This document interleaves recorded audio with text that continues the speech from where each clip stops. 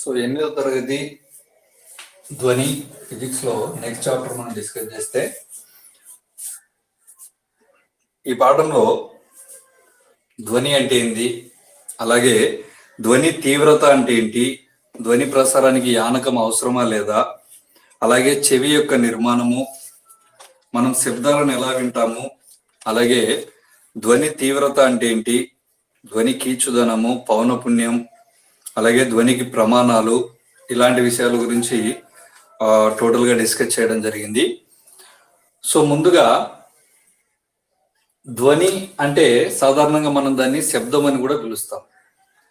మరి ఈ ధ్వనిని ఉత్పత్తి చేసేటువంటి దాన్ని ధ్వని జనకము అంటాం.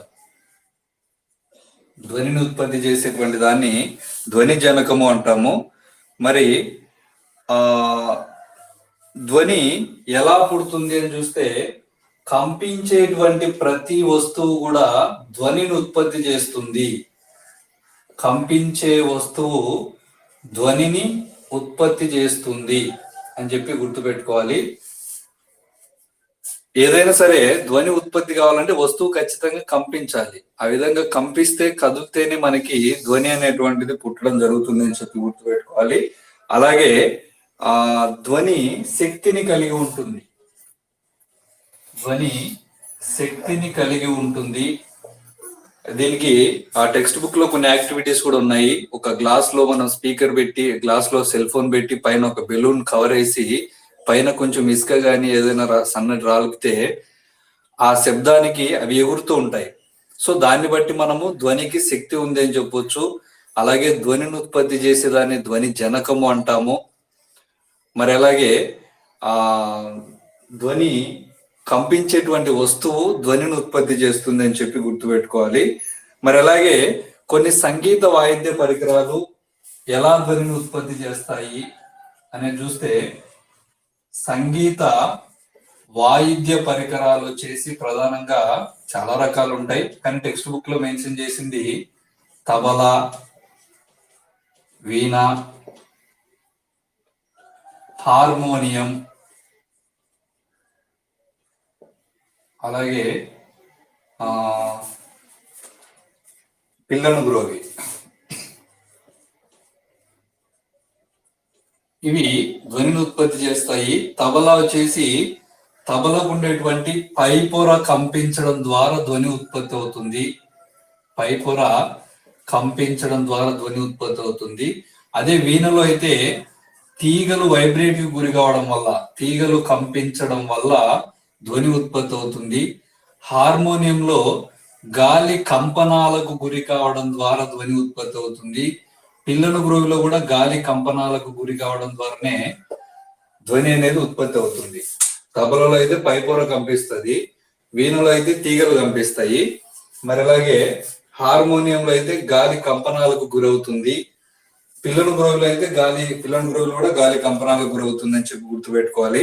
అలాగే కొన్ని గ్లాసులు తీసుకొని ఆ గ్లాసులో వివిధ స్థాయిల్లో నీటిని నింపి, వివిధ మట్టాల్లో వివిధ స్థాయిల్లో నీటిని నింపి, వాటిని ఆ గ్లాసుని చెంచాతో తడితే డిఫరెంట్ శబ్దాలు వస్తాయి. సో ఆ విధమైనటువంటి అమరికని జల తరంగిణి అంటాం. జల తరంగిణి అని చెప్తామని చెప్పి గుర్తుపెట్టుకోవాలి. మరి తర్వాత వచ్చేసి ప్రధానంగా మానవుడు ధ్వనిని ఉత్పత్తి చేసేటువంటి విధానం చూస్తే, మానవుడు ధ్వనిని ఉత్పత్తి చేయడానికి ఉపయోగపడే ప్రధానమైనటువంటి శరీర భాగం ఏదంటే స్వరపేటిక. స్వరపేటిక సహాయంతోనే మానవుడు శబ్దాలను ఉత్పత్తి చేస్తాడు అని చెప్పి గుర్తుపెట్టుకోవాలి. మానవుడు శబ్దాలను ఉత్పత్తి చేస్తాడు. అయితే స్వరపేటికలో ఉన్నటువంటి కండరాల ద్వారా, ప్రధానంగా స్వరపేటికలో కండరాలు ఉంటాయి. ఆ కండరాలని మనము స్వరతంత్రులు అని పిలుస్తాం. స్వరపేటికనే ఆ స్వరపేటికలో ఉండేటువంటి కండరాలని మనము స్వరతంత్రులు అని పిలుస్తాము. ఈ స్వరతంత్రుల సహాయంతోనే ఆ శబ్దాలు అనేటువంటివి తయారవుతాయని గుర్తుపెట్టుకోవాలి. చాలా ఇంపార్టెంట్ ఏంటంటే, పురుషుల్లో స్వరతంత్రుల యొక్క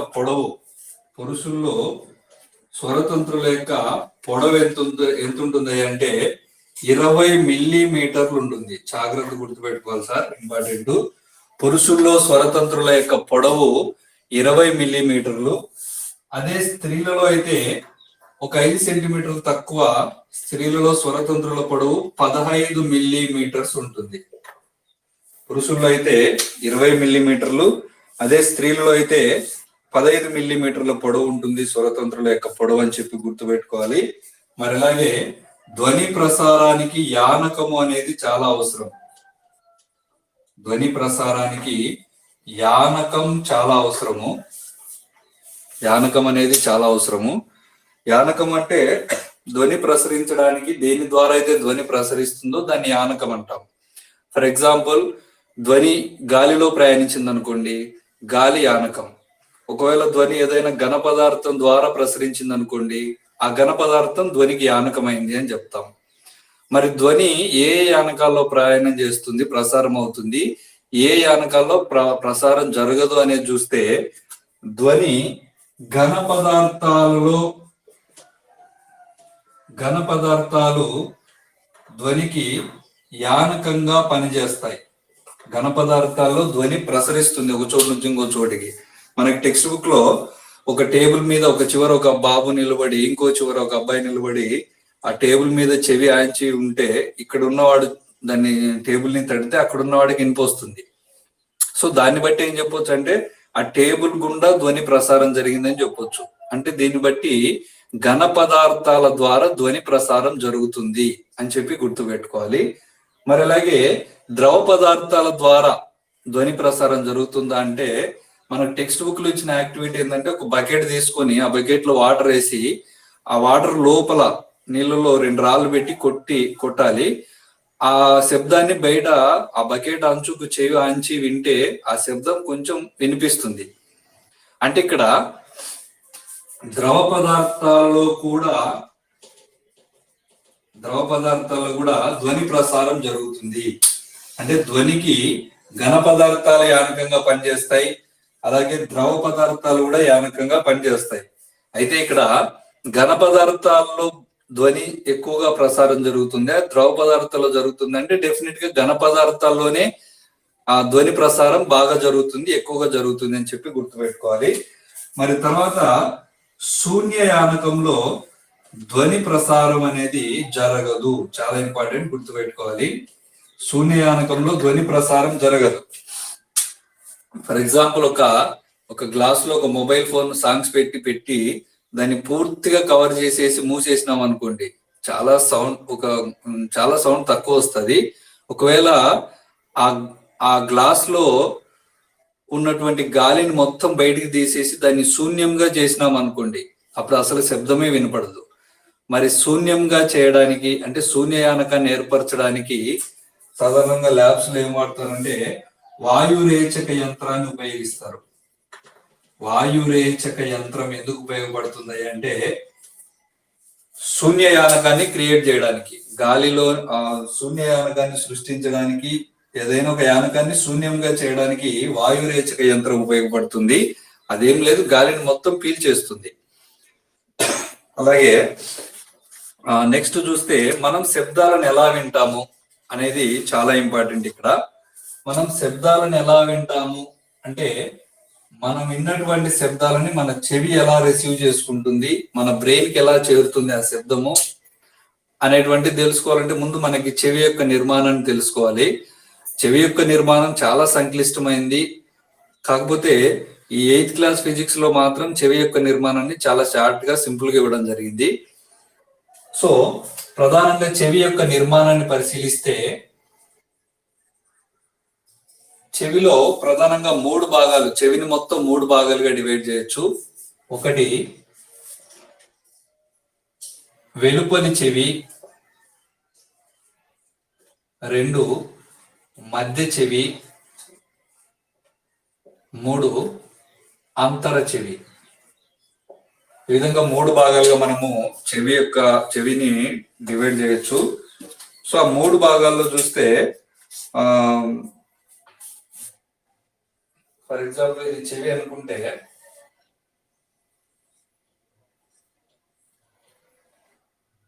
ఇక్కడి వరకు ఉండేటువంటి దాన్ని వెలుపలి చెవి అంటాం. ఇక్కడి వరకు ఉండేటువంటి దాన్ని మధ్య చెవి అంటాం.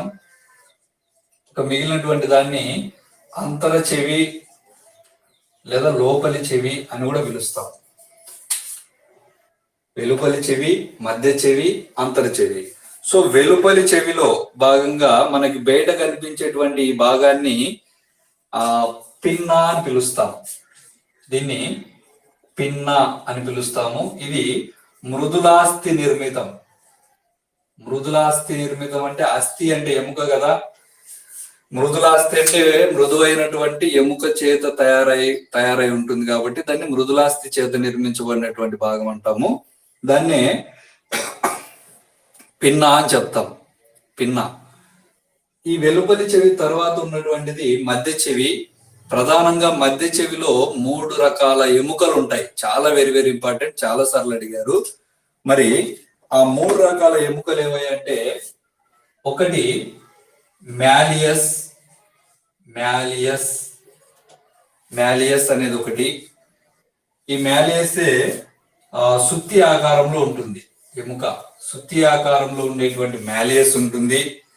మరి అలాగే అనివిల్ ఆకారంలో ఉండేటువంటి ఇంకస్ అనేటువంటి మరొక ఎముక. ఇంకస్ అనే ఎముక ఇది అనివిల్ ఆకారంలో ఉంటుంది. మరి మూడో ఎముక ఏదయ్యా అంటే స్టీవ్స్ అనేటువంటి ఎముకలు. ఈ స్టీవ్స్ అనేటువంటి ఎముకలు వచ్చేసి స్థిరపాకారంలో ఉంటాయి. స్థిరపాకారంలో ఉంటాయని చెప్పి గుర్తుపెట్టుకోవాలి. ఇవి ప్రధానంగా మధ్య చెవిలో ఉన్నటువంటి 3 ఎముకలు: మ్యాలియస్, ఇంకస్, స్టీవ్స్. వీటినే కూటకము, దాగలి అని కూడా పిలుస్తాం. మ్యాలియస్, ఇంకస్, స్టీవ్స్. సో ఈ 3 ఎముకలు మధ్య చెవిలో ఉంటాయి. మ్యాలియస్ సుత్తి ఆకారంలో ఉంటుంది, ఇంకస్ అనివిల ఆకారంలో ఉంటుంది, స్టీవ్స్ స్థిరపాకారంలో ఉంటుంది అని చెప్పి గుర్తుపెట్టుకోవాలి. మరి అంతర చెవిలో కర్ణబేరి ఉంటుంది. కర్ణబేరిని ఆనుకునే కోక్లియా అనేటువంటి ఒక నిర్మాణం ఉంటుంది. ఇలా ఉంటుంది. దాన్ని కోక్లియా అంటాం. ఈ కోక్లియా నుండి రెండు కాదు, కొన్ని నాడులు బయలుదేరుతాయి. మెదడుకి కనెక్ట్ అయి ఉంటాయి. ఆ మెదడుకు కనెక్ట్ అయి ఉన్నటువంటి నాడుల్ని శ్రవణ నాడులు అని పిలుస్తాం. ఇది వచ్చేసి వెలుపలి చెవి, మధ్య చెవి, అంతర చెవి. వెలుపలి చెవిలో ఉండేటువంటి మృదులాస్థి నిర్మిత భాగాన్ని పిన్నా అని చెప్తాము. మధ్య చెవిలో 3 ఎముకలు ఉంటాయి: మ్యాలియస్, ఇంకస్, స్టీవ్స్. మరి అంతర చెవిలో కర్ణబేరి ఉంటుంది. కర్ణబేరి దగ్గరే కోక్లియా అనేటువంటి ఒక నిర్మాణం ఉంటుంది. ఈ కోక్లియా అనేటువంటి నిర్మాణం చిక్కటి ద్రవం చేత నిండి ఉంటుంది. ఆ కోక్లియా నుండే కొన్ని నాడులు బయలుదేరుతాయి, మెదడుకు చేరుతాయి. ఆ విధంగా మెదడుకు చేరేటువంటి నాడుల్ని శ్రవణ నాడులు అని చెప్తాం. మరి మనం విన్నటువంటి శబ్దాలని ముందుగా గ్రహించేటువంటిది ఏదంటే పిన్నా గ్రహిస్తుంది. అందుకే పిన్నా వెడల్పుగా ఉంటుంది. ఎక్కువ శబ్దాలను గ్రహించడం కోసం పిన్నా వెడల్పుగా ఉంటుంది. పిన్నా శబ్దాలను గ్రహించి పిన్నా లోపలికి వెళ్ళిన తర్వాత ఆ శ్రవణ కుహరం ద్వారా శబ్దాలు ప్రయాణించి ఆ మధ్య చెవిలోని 3 ఎముకలకి చేరుకుంటాయి ఆ శబ్దాలు. దేనికి? మ్యాలియస్, అలాగే ఇంకస్, మరి అలాగే స్టీవ్స్. ఈ 3 ఎముకల్ని శబ్దాలు చేరుకుంటాయి. మరి ఆ 3 ఎముకలు ఏం చేస్తాయంటే ఆ శబ్దాలని గ్రహించి ఓవల్ విండోకి పంపిస్తాయి. ఓవల్ విండో అంటే ఇక్కడ ఉంటుంది, ఈ విధంగా ఉంటుంది. ఈ ఓవల్ విండోకి ఈ శబ్దాలని ఓవల్ విండోకి పంపిస్తాయి. ఏవి? మ్యాలియస్, ఇంకస్, స్టీవ్స్. మరి ఓవల్ విండోకి చేరినటువంటి శబ్దాలన్నీ కూడా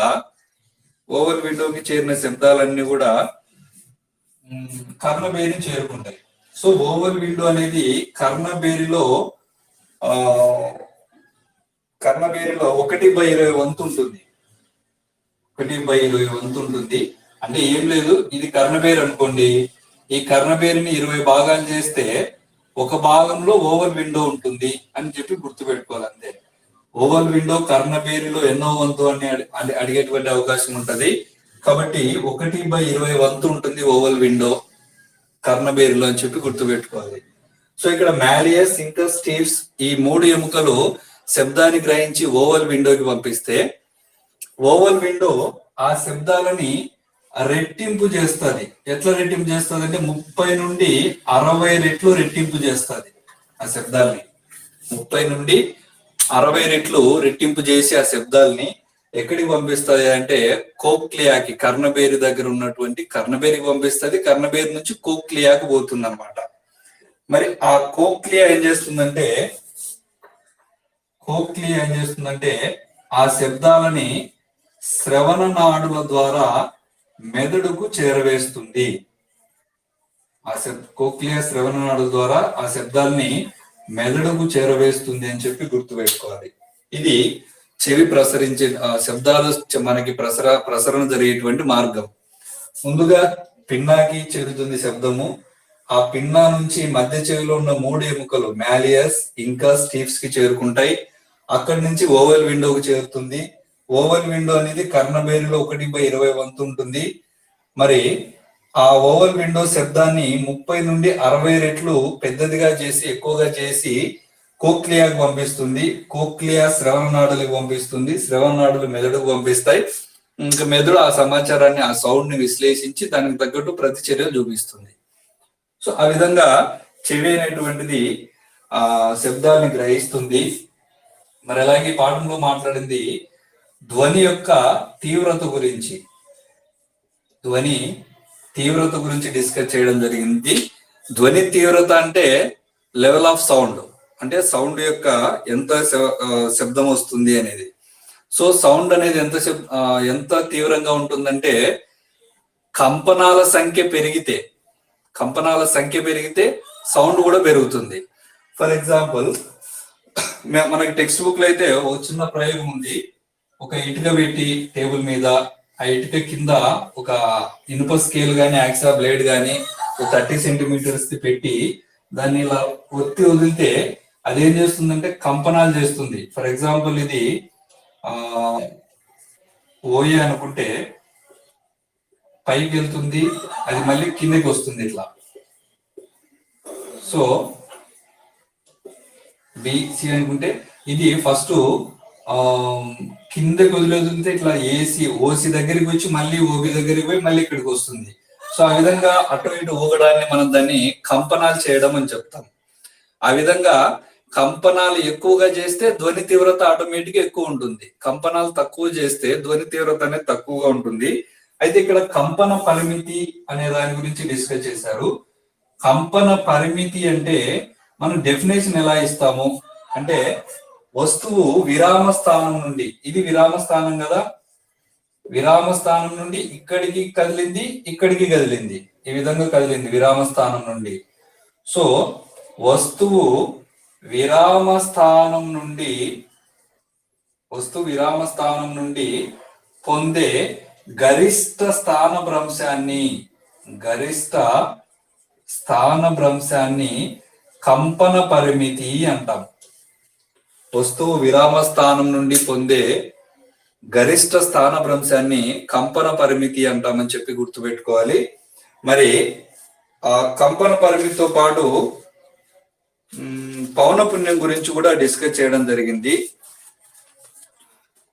సో ధ్వని యొక్క కీచుదనం, పౌనపున్యం అనే వాడు కూడా చూసి ఒకసారి. పౌనపున్యం అంటే వస్తువు 1 సెకను కాలంలో చేసేటువంటి కంపనాల సంఖ్య. వస్తువు 1 సెకను కాలంలో ఎన్ని కంపనాలు చేస్తుందో ఆ కంపనాల యొక్క సంఖ్యను పౌనపున్యం అంటాం. మనం ఈ పౌనపున్యాన్ని μ1 అక్షరంతో సూచిస్తామని తెలుసు మనకి. మరి ఈ పౌనపున్యంలో ఎలా ఉంటుంది పౌనపున్యం వివిధ వస్తువులకు అనేది చూస్తే,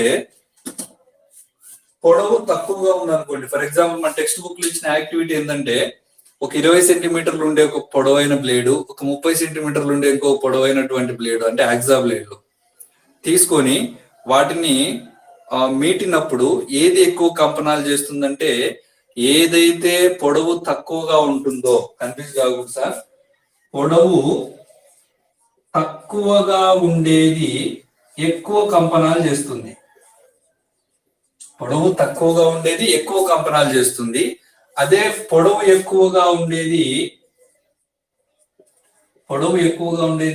తక్కువ కంపనాలు చేస్తుంది.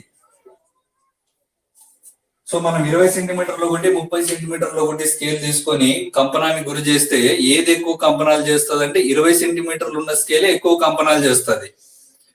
కాబట్టి పొడవు తక్కువగా ఉండేది ఎక్కువ కంపనాలకు గురవుతుంది. పొడవు తక్కువ ఉండేది ఎక్కువ కంపనాలు, పొడవు ఎక్కువగా ఉండేది తక్కువ కంపనాలు చేస్తుంది అని చెప్పి గుర్తుపెట్టుకోవాలి. మరి ధ్వని యొక్క కీచుదనాన్ని పిచ్ అంటాం. ధ్వని యొక్క కీచుదనాన్ని మనము పిచ్ అంటాము. అంటే పిచ్ అంటే ఒక లెవెల్ అన్నమాట, కీచుదనం. ఇప్పుడు పక్షులు కీచుగా అరుస్తాయి అంటే ఎక్కువ శబ్దం చేస్తాయి. సింహము గర్జిస్తుంది. సో ఇక్కడ దేనికి పిచ్ ఎక్కువ అంటే పక్షి చేసేటువంటి శబ్దానికి పిచ్ ఎక్కువగా ఉంటది. మరి తర్వాత వచ్చేసి సంగీతంకి కఠోర ధ్వనులకి డిఫరెన్స్ మాట్లాడడం జరిగింది. సంగీతము అంటే ఏం లేదు, ఇంకా స్వరాలన్నీ ఒక క్రమ పద్ధతిలో అమర్చబడి వినడానికి వినసొంపుగా ఉండేటువంటి శ్రావ్యమైన సంగీతాన్ని మనము శ్రావ్యమైన శబ్దాన్ని మనం సంగీతము అంటాము. సో సంగీతం అంటే వినసొంపుగా ఉండి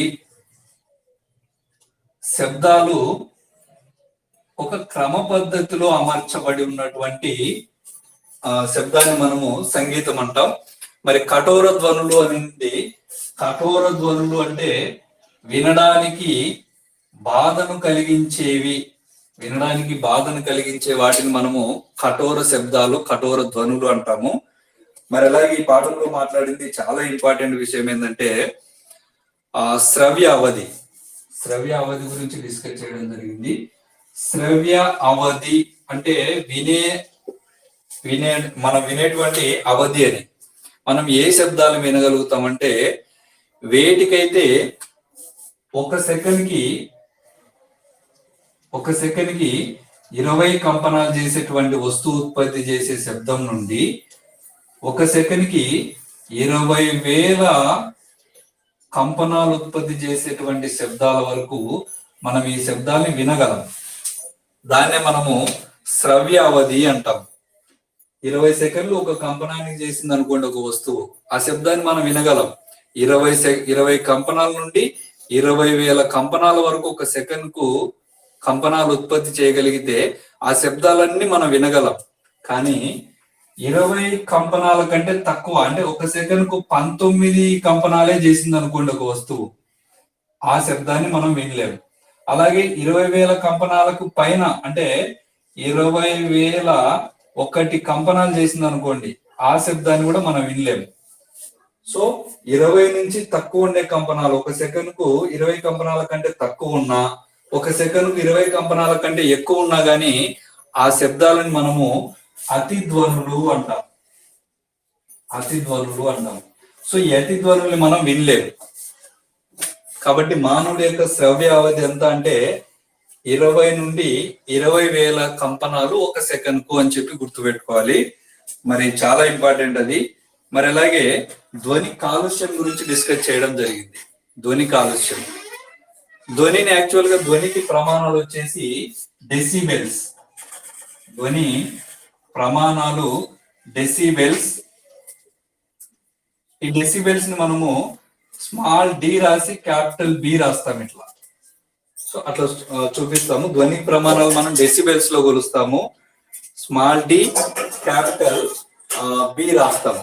మరి డెసిబెల్స్ అని ఎందుకు పేరు పెట్టారంటే అలెగ్జాండర్ గ్రాహం బెల్ గారు ధ్వని మీద రకరకాల ప్రయోగాలు చేశారు కాబట్టి, ఆ విధంగా ప్రయోగాలు చేసినందుకు గాను ఆయన పేరు మీదే అలెగ్జాండర్ గ్రాహం బెల్ గారి పేరు మీదే డెసిబెల్స్ అని చెప్పి పెట్టడం జరిగింది. ధ్వనిని ఆ విధంగా కొలుస్తాము. అయితే ఇక్కడ ఇంకొకటి ఏంటంటే రకరకాలైనటువంటి శబ్దాలకి ఎన్ని డెసిబెల్స్ ఉంటుంది తీవ్రత అనేటువంటిది చెప్పడం జరిగింది. సో నిశ్శబ్దంగా ఉన్నామనుకోండి, నిశ్శబ్దానికి 0 డెసిబెల్స్ ఉంటది నిశ్శబ్దానికి. మరి అలాగే గుసగుసలకి గుసగుసలాడుతుంటారు కదా, ఆ గుసగుసల శబ్దానికి 15 డెసిబెల్స్ ఉంటుంది. గుసగుసలాడే శబ్దం 15 డెసిబెల్స్ వరకు ఉంటుంది.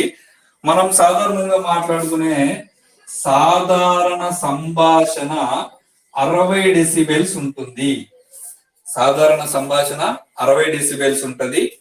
మరి లాన్ యంత్రం అయితే, లాన్ యంత్రం నడుస్తుంది కదా, మరి లాన్ యంత్రానికైతే అది ఉత్పత్తి చేసే శబ్దం ఎన్ని డెసిబెల్స్ ఉంటది అంటే 90 డెసిబెల్స్ ఉంటది. 90 డెసిబెల్స్ ఉంటది. మరి కారు హారన్ అయితే 110 డెసిబెల్స్ వరకు ఉంటది. కారు హారన్ 110 డెసిబెల్స్ ఉంటది. మరి జెట్ ఇంజిన్ శబ్దం అయితే 120 డెసిబెల్స్ ఉంటది. మరి టపాకాయలు పేలేటువంటి శబ్దం అయితే, తుపాకీ కాల్చే శబ్దం కానీ లేదా టపాకాయలు పేల్చేటువంటి శబ్దం కానీ 140 డెసిబెల్స్ వరకు ఉంటది అని చెప్పి గుర్తుపెట్టుకోవాలి. సో ఇవి కూడా అడిగే అవకాశం ఉంది. నిశ్శబ్దము, గుసగుస, సాధారణ సంభాషణ వచ్చేసి 0 డెసిబెల్స్, 15, 60 ఈ విధంగా గుర్తుపెట్టుకోండి. లాన్ యంత్రం అయితే 90 డెసిబెల్స్ ఉంటది. మరి కారు హార్న్ అయితే 110 డెసిబెల్స్ ఉంటుంది. మరి జెట్ ఇంజిన్ విడుదల చేసే శబ్దం 120 డెసిబెల్స్ ఉంటది. మరి తుపాకీ కాల్చిన గానీ లేదంటే టపాకాయ పేలినటువంటి శబ్దం గానీ 140 డెసిబెల్స్ వరకు ఉంటుంది అని చెప్పి గుర్తుపెట్టుకోవాలి. మరి తర్వాత వచ్చేసి ఈ పాఠంలో కొంతమంది సంగీత విద్వాంసుల గురించి డిస్కస్ చేయడం జరిగింది.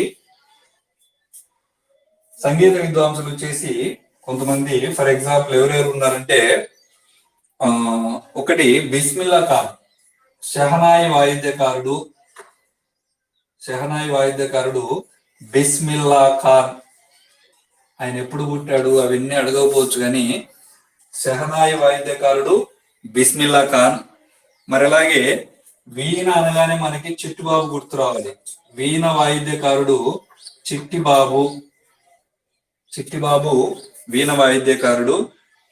అలాగే తెలంగాణకు చెందినటువంటి గోమఠం శ్రీనివాసరావు గారు వెంట్రిలాక్విస్ట్. ఎవరయ్యా అంటే గోమఠం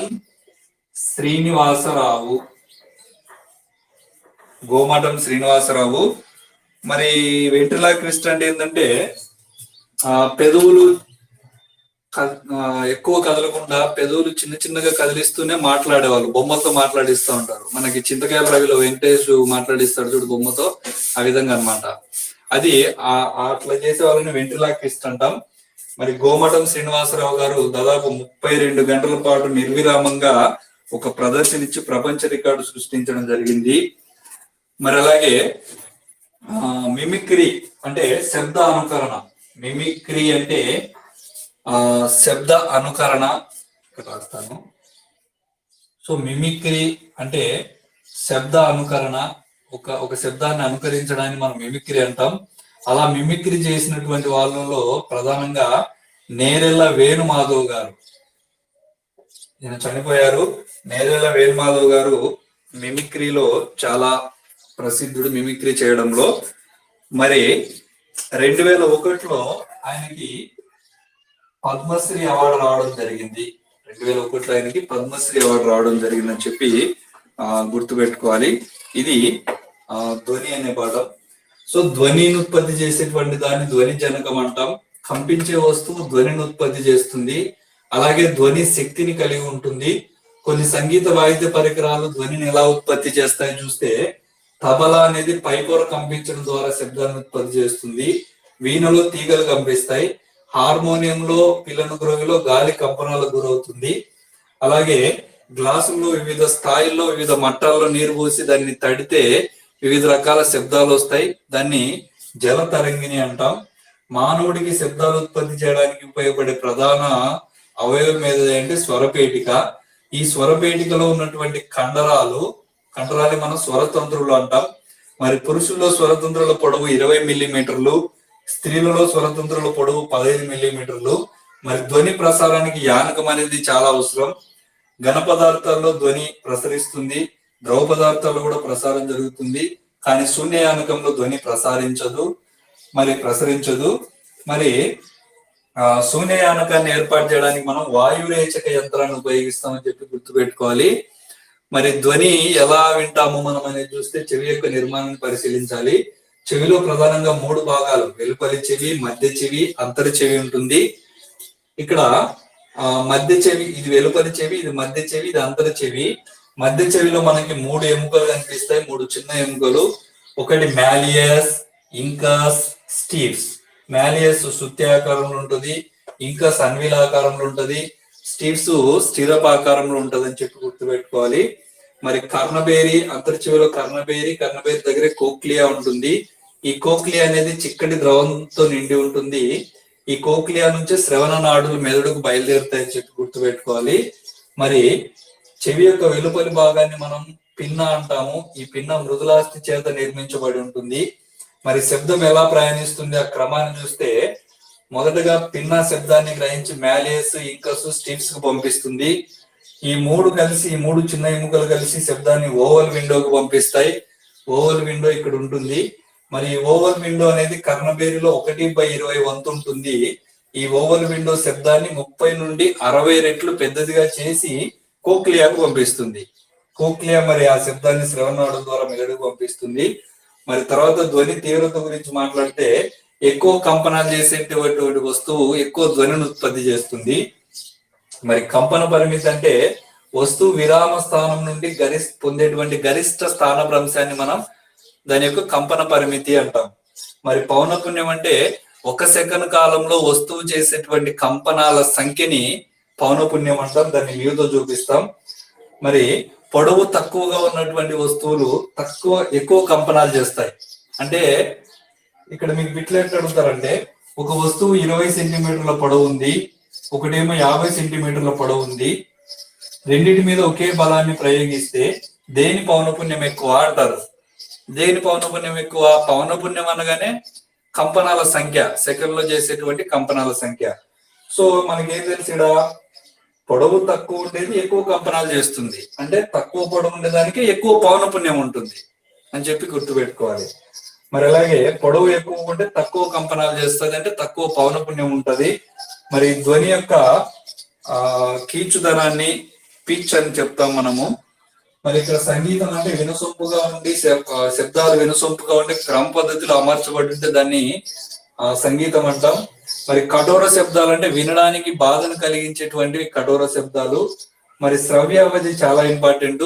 20 నుండి 20,000 కంపనాలు 1 సెకండ్ కి చేస్తే దాన్ని మానవుడి యొక్క శ్రవ్య అవధి అంటాం. ఆ శబ్దాలను మాత్రమే మనం వినగలం. మరి 20 కంపనాల కంటే సెకండ్కి 20 కంపనాల కంటే తక్కువ గాని 20,000 కంపనాల కంటే ఎక్కువ గాని ఉంటే దాన్ని అతి ధ్వనులు అంటాం. ఆ శబ్దాలు మనం వినలేము. మరి ధ్వని యొక్క ప్రమాణాలు డెసిబెల్స్. డెసిబెల్స్ ని మనం డి స్మాల్ లెటర్ రాసి బి క్యాపిటల్ లెటర్ రాస్తాం. మరి ఎందుకు ఆ డెసిబెల్స్ అని పెట్టారంటే ధ్వని మీద రకరకాల ప్రయోగాలు చేసినందుకు గాను అలెగ్జాండర్ గ్రాహం బెల్ గారి గుర్తుగా డెసిబెల్స్ అని పెట్టడం జరిగింది. నిశ్శబ్దానికి 0 డెసిబెల్స్, గుసగుసకి 15 డెసిబెల్స్, సాధారణ సంభాషణకి 60 డెసిబెల్స్, లారీ యంత్రానికి 90 డెసిబెల్స్, మరి అలాగే కారు హారన్ కి 110 డెసిబెల్స్, జెట్ ఇంజిన్ కి 120 డెసిబెల్స్, టపాకాయ శబ్దానికి 140 డెసిబెల్స్ ఉంటది. మరి తర్వాత ఇంకొక టాపిక్ ఏంటంటే ధ్వని కాలుష్యం. ధ్వని కాలుష్యం అంటే ధ్వని 80 డెసిబెల్స్ దాటింది అనుకోండి, అది మనకి బాధను కలుగజేస్తుంది. సో 80 డెసిబెల్స్ శబ్దం దాటితే దాన్ని మనం ధ్వని కాలుష్యమైంది అని చెప్తాం. కాబట్టి మరి ధ్వని కాలుష్యం వల్ల రకరకాలైనటువంటి నష్టాలు ఉంటాయి. నిద్రలేమి, నిద్ర రాకపోవడము, అలాగే తలనొప్పి, ఇలాంటివి చాలా ఉంటాయి. చాలా మానసిక సమస్యలు కూడా వస్తాయి. అందుకని ఇయర్ ఫోన్స్ లో పాటలు పెట్టుకుని ఉండడం తగ్గించాలి, అది గుర్తుపెట్టుకోవాలి. సో ధ్వని కాలుష్యం అంటే 80 డెసిబెల్స్ కి దాటితే మించితే ఇంకా ధ్వని కాలుష్యం అయినట్లే, అది గుర్తుపెట్టుకోవాలి. Thank you.